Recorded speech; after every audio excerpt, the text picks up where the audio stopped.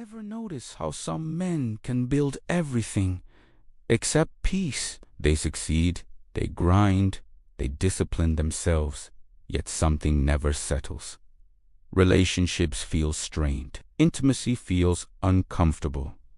Praise never lasts. And no matter how much they achieve, there's a quiet sense that it's still not enough. What if I told you that this isn't a motivation problem, a confidence issue, or a discipline gap? What if the invisible force shaping these patterns formed decades ago before success, before failure, before you even knew who you were? This is the father wound, and it doesn't announce itself as pain. It disguises itself as strength. Most men don't know they have it because it doesn't feel like trauma. It feels like normal. It feels like independence, like self-reliance, like emotional control, like not needing anyone, like pushing forward no matter what. But here's the uncomfortable truth. When a boy grows up without consistent approval, emotional safety, or guidance from his father, he doesn't collapse. He adapts. He hardens. He builds armor. And that armor becomes his personality. Sometimes the father was absent. Sometimes he was physically present but emotionally unreachable. Sometimes he provided food, shelter, discipline, but never warmth, affirmation, or presence. Sometimes he was critical, unpredictable, intimidating, or impossible to please. And sometimes he tried his best, but his best still left a gap. That gap doesn't disappear. It becomes a question that never gets answered. Am I enough? Not logically, emotionally. And when that question remains unresolved, the boy grows into a man who spends his life trying to answer it through achievement, control, validation, dominance, or success. He doesn't feel wounded. He feels driven. He feels restless. He feels like stopping means falling apart. This is why the father wound is so dangerous for men. It doesn't weaken you. It powers yubuchiachi cost. It turns discipline into self-punishment, independence into isolation, strength into silence, ambition into addiction. From the outside, it looks impressive. From the inside, it feels empty. Men aren't taught to name this.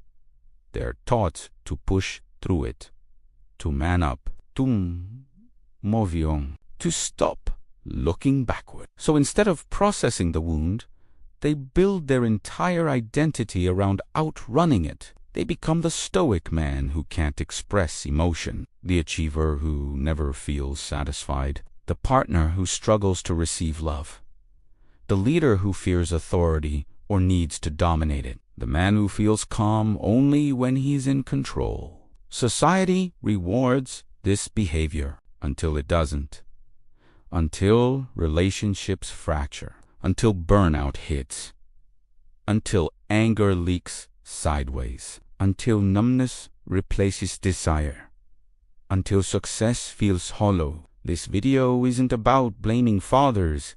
It's not about and it's not about softening men.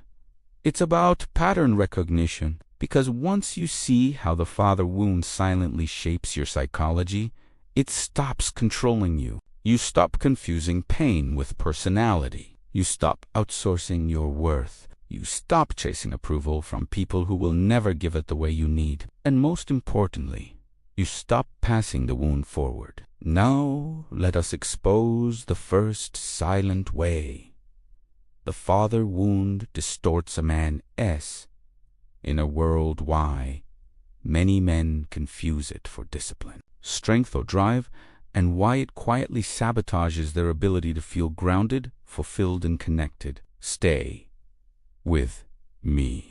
Most men assume their inner pressure is discipline, that the constant drive, the inability to relax, the feeling that rest must be earned is a sign of strength. But for many men carrying the father wound, that pressure isn't discipline at all. It's surveillance, an internal authority figure that never turns off. When a boy grows up without consistent approval or emotional safety from his father, he learns something dangerous early on.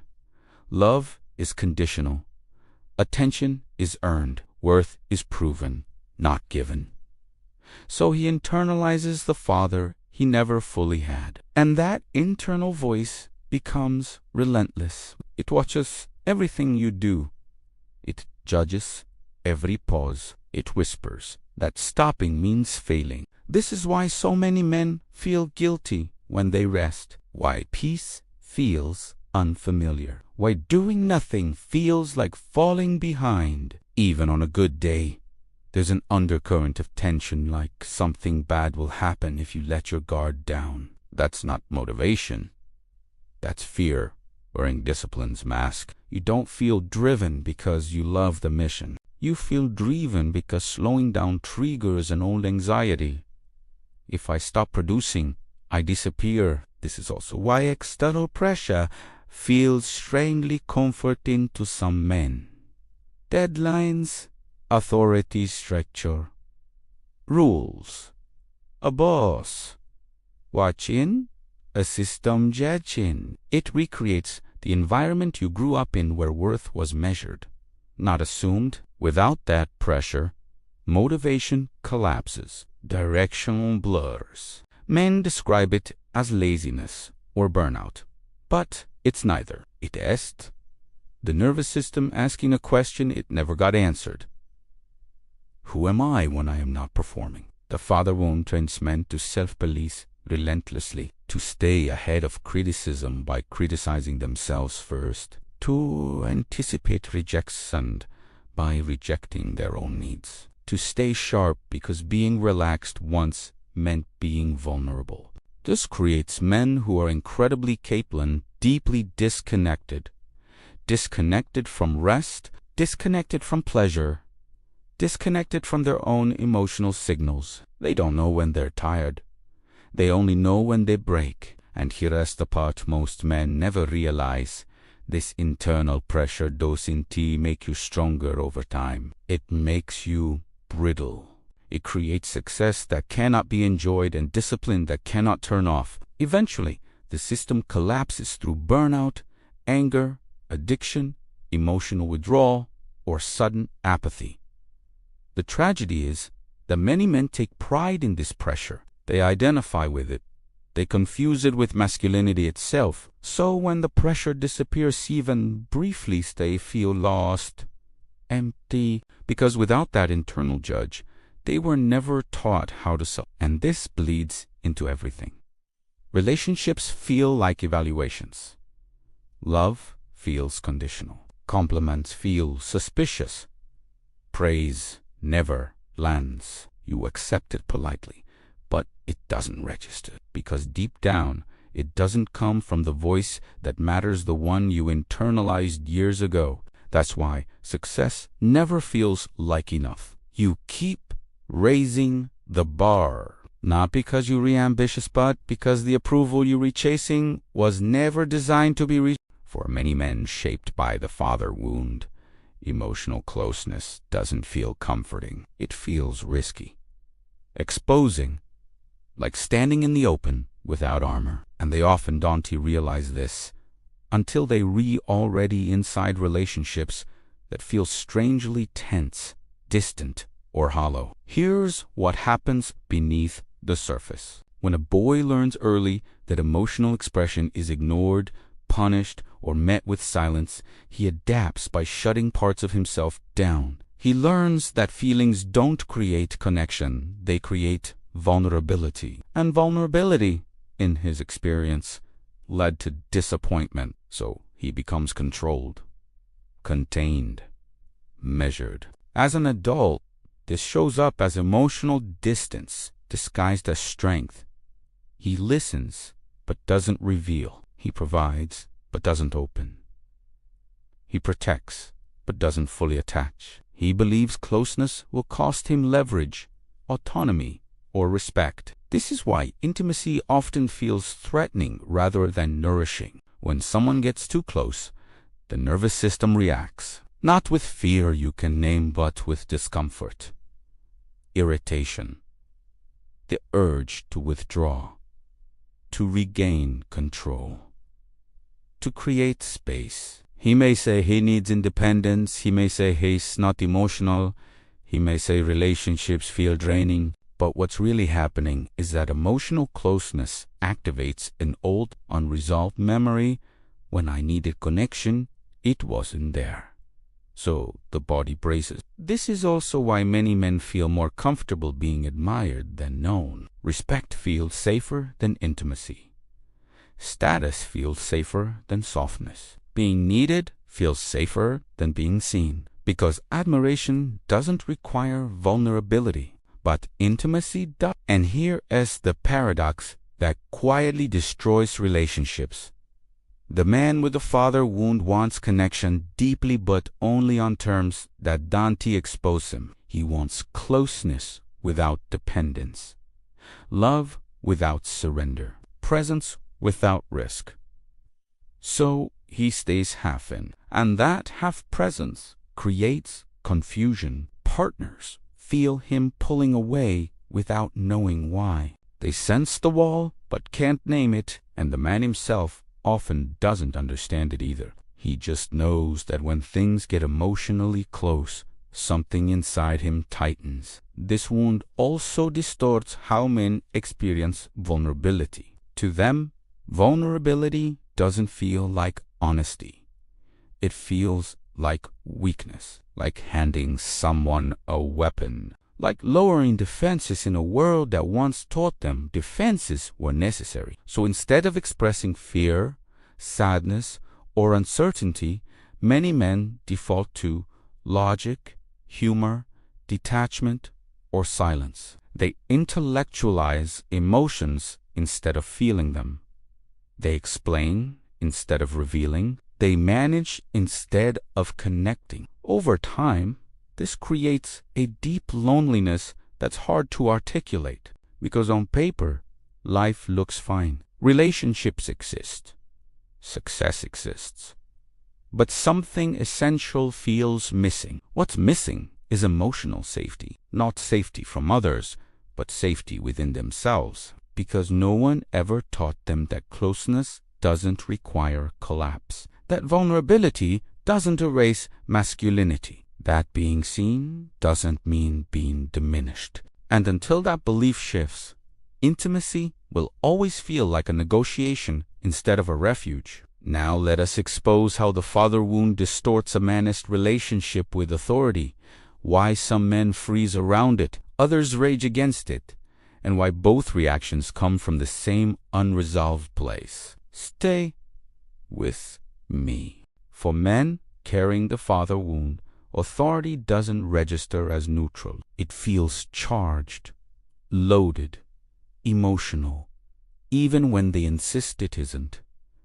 Something inside reacts before logic gets a chance to intervene. This is why some men become overly compliant around authority, while others instinctively resist it. On the surface, these behaviors look opposite, but psychologically, they come from the same place, an unresolved relationship with the first authority figure they ever knew. When a father was unpredictable, overly critical, emotionally distant, or impossible to please. The boy learned that authority equals danger. Approval could be withdrawn at any moment. Respect had to be earned repeatedly. Mistakes felt costly. So the nervous system adapted. One man learns to submit, to keep his head down, to anticipate expectations before they're spoken, to avoid conflict at all costs. As an adult, this shows up as overworking, people-pleasing, difficulty asserting boundaries, and a quiet resentment toward bosses, systems, or anyone with power over him. Another man adapts in the opposite direction. He becomes defiant, hyper-independent, suspicious of hierarchy. He bristles at being told what to do. Authority feels like a threat to his autonomy. He challenges rules reflexively, not because they're wrong, but because submission once felt humiliating. Both men believe they're acting rationally. Neither realizes they're reliving an old emotional script. This is why workplaces trigger so many men.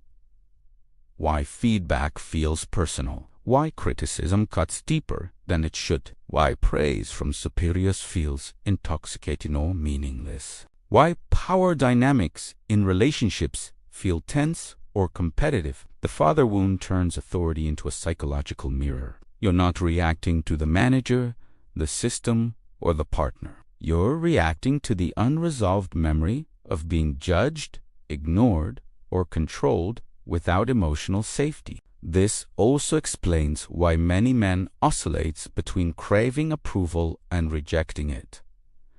One moment, you want recognition. The next, you resent needing it.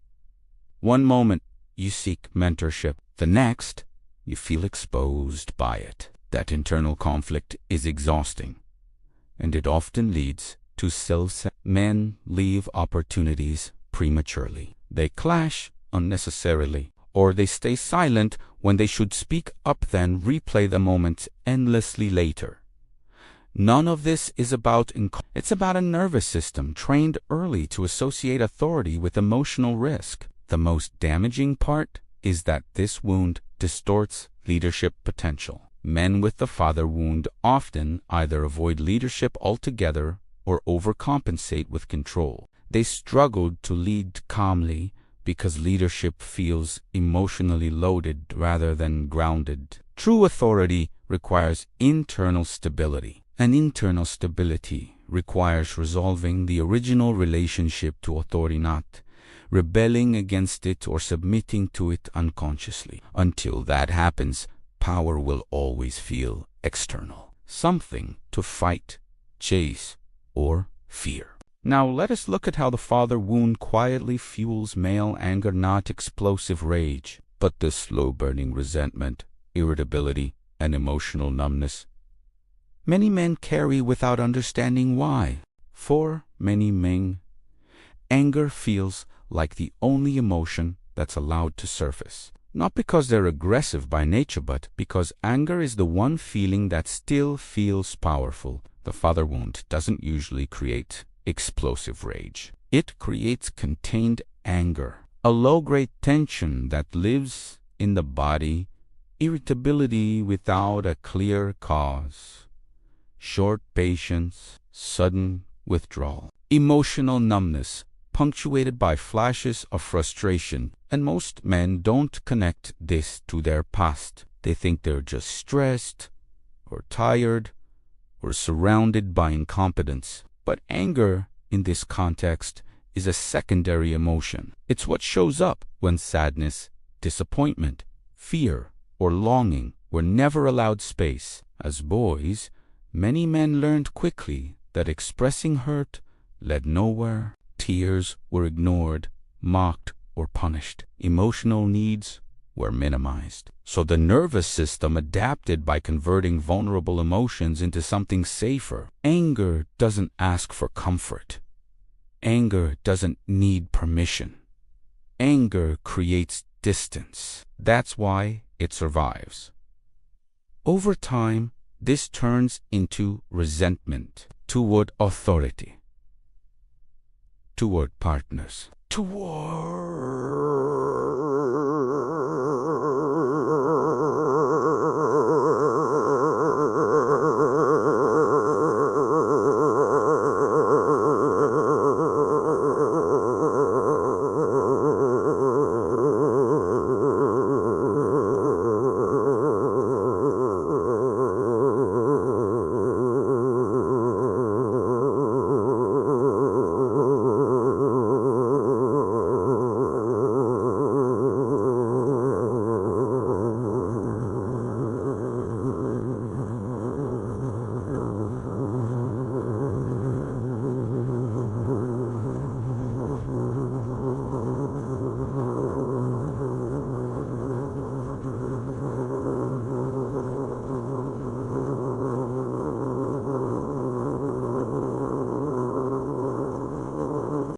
men who seem freer, softer, more at ease. toward yourself, most of all. This is why some men feel perpetually on edge without knowing why. Why small inconveniences trigger disproportionate reactions. Why emotional conversations feel unbearable. Why shutting down feels easier than staying present. The anger isn't random. It's the body remembering a time when speaking up didn't help but staying guarded did. And here's the dangerous part. Unresolved anger eventually turns inward. It becomes self-criticism, self-sabotage, addictive behaviors, overwork, emotional withdrawal.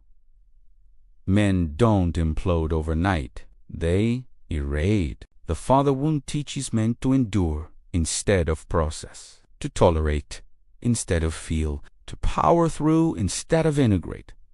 But anger that's never understood doesn't disappear. It leaks into tone, posture, relationships, and health. It turns intimacy into irritation, leadership into control, silence into coldness. This is also why many men feel relief when anger finally breaks through. At least it feels real. At least it feels like movement. But without awareness, anger becomes the default language of unmet emotional needs. The truth most men never hear is this: anger isn't strength, it's unexpressed grief, with armor on, until that grief is acknowledged, not indulged, not dramatized, but recognized. The anger will keep cycling. Now let us try to confront one of the most painful effects of the father wound. Why many men feel like impostors in their own lives, even when they are competent, respected, and successful. Even when life looks solid on the outside, many men carry a quiet, persistent doubt they can't shake. They achieve, they perform, they build. People respect them. Some even admire them, and yet, internally, there's a sense that it is all fragile. That sooner or later, someone will realize they don't truly deserve what they've built. This is imposter syndrome, but in men shaped by the father wound, it runs deeper than self-doubt. It's existential. When a boy grows up without consistent affirmation from his father, he never internalizes a stable sense of worth. Approval becomes external, conditional, temporary. Something that can be withdrawn at any moment. So even as an adult, success doesn't settle. It hovers. Compliments bounce off. Achievements feel oddly hollow.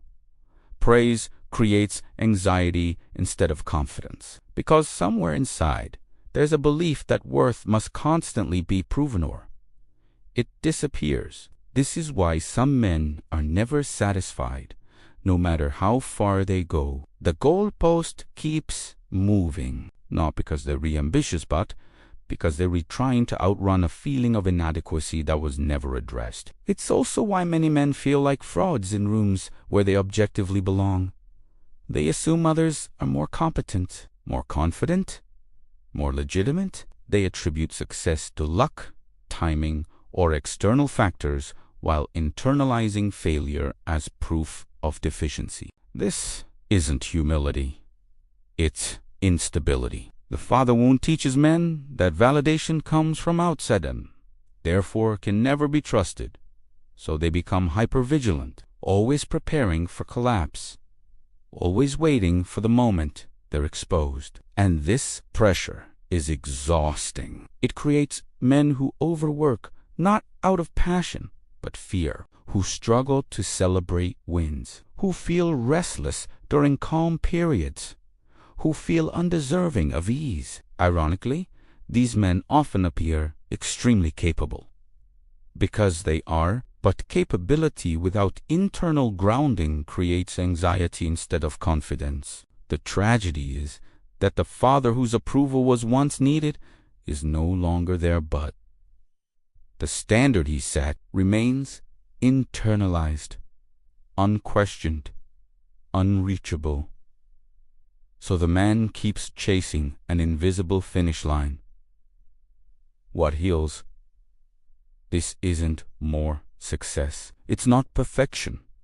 And it's not external reassurance. It's the slow, deliberate act of becoming your own reference point, of learning to validate effort, intention, and growth internally, of separating identity from performance. Until that happens, no amount of achievement will feel like a rival. Noah, let us look at how the father wound quietly affects how men relate to other men. Comparison, brotherhood, and why many men feel isolated even in groups. For many, relationships with other men feel strangely tense, competitive, or distant even, when there's no obvious reason for it. Friendships stay shallow. Brotherhood feels conditional. Respect feels scarce. And comparison is constant. This isn't about ego. It's about hierarchy. When the father wound goes unresolved, a man never fully learns where he stands among other men. Approval was inconsistent or absent, so worth became something to be measured externally. As an adult, this turns peers into silent rivals and groups into unspoken ranking systems. Every interaction carries a question beneath the surface. Am I above or below? Am I respected or dismissed? This is why many men struggle to relax around other men. They joke, posture, compete, or withdraw. Vulnerability feels dangerous not because men are incapable of it, but because past experience taught them that closeness with men came with judgment, comparison, or humiliation. Some men respond by dominating. They assert superiority, control conversations, display competence aggressively, or subtly put others down. This isn't confidence, it's defense. It's an attempt to secure position, so rejection never has to be felt again. Others respond by shrinking. They stay quiet, they defer, they avoid conflict. They downplay themselves, not because they lack strength, but because visibility once felt unsafe. Both patterns come from the same root, a nervous system that never learned secure masculine belonging. This is also why mentorship can feel threatening. Guidance feels like evaluation. Advice feels like criticism. Praise feels temporary. The male bond becomes transactional instead of stabilizing. As a result, many men feel isolated even when surrounded by people. They have acquaintances, not brothers, networks, not bonds. And over time, this isolation hardens into emotional self-sufficiency, which looks strong but feels empty. The deeper cost is that men stop learning from one another. They stop trusting. They stop opening. And without realizing it, they recreate the very emotional distance that wounded them in the first place. True masculine connection isn't built on dominance or comparison. It's built on shared grounding, on mutual respect that doesn't need to be proven, on presence without performance. But that kind of connection requires a man to no longer seek his position through others. It requires internal stability. And that stability only comes when a man stops looking for approval in places it was never meant to come from. Now let us bring everything together, how the father wound can be integrated rather than erased, and how a man steps out of reaction and into grounded, self-directed masculinity. Achisomi point. Every man carrying the father wound reaches a crossroads. Not because life forces him there, but because the old strategies stop working. Discipline turns into exhaustion. Independence turns into isolation. Achievement turns into emptiness. And the question he's been avoiding quietly rises to the surface. Who am I when I'm not proving anything? This is where integration begins. Healing the father wound doesn't mean erasing the past, confronting your father, or rewriting history. It means ending the unconscious contract you made as a boy, the contract that said your worth must be earned through performance, endurance, or approval. The wound loses power the moment you stop organizing your life around it. That starts internally. You learn to recognize when your drive is fueled by fear rather than purpose, when your silence is avoidance rather than strength, when your independence is armor rather than choice. You stop asking, "How do I look?" and start asking, "Is this aligned?" This is how grounded masculinity forms, not loud, not dominant, not reactive, calm/decisive, self-directed. A man who has integrated the father wound doesn't need to rebel against authority or submit to it. He relates to it cleanly.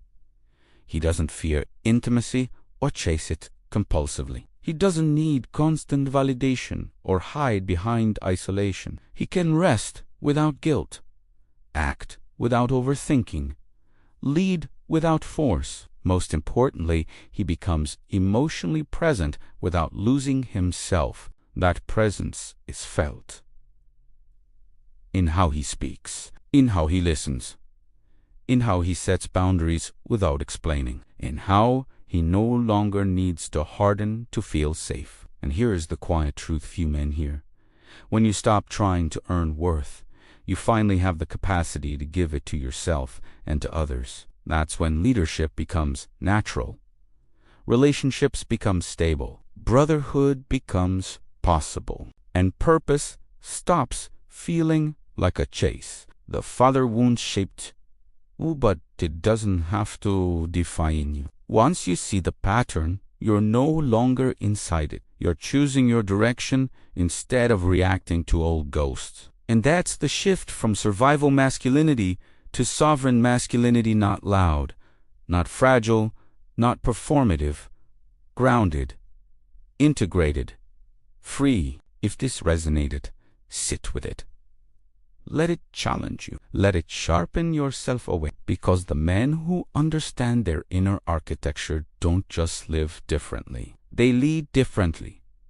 And they stop passing the wound forward. If this hits something deep, don't brush it off. Most men never slow down long enough to understand why they move the way they do. Awareness is power, but only if you use it. If you want more conversations like this, subscribe to Mind of the Alpha. Like the video so it reaches men who need it. And comment what part resonated most. Someone else reading it might finally feel understood. This isn't about blame. It's about breaking cycles. Stay sharp. Stay grounded.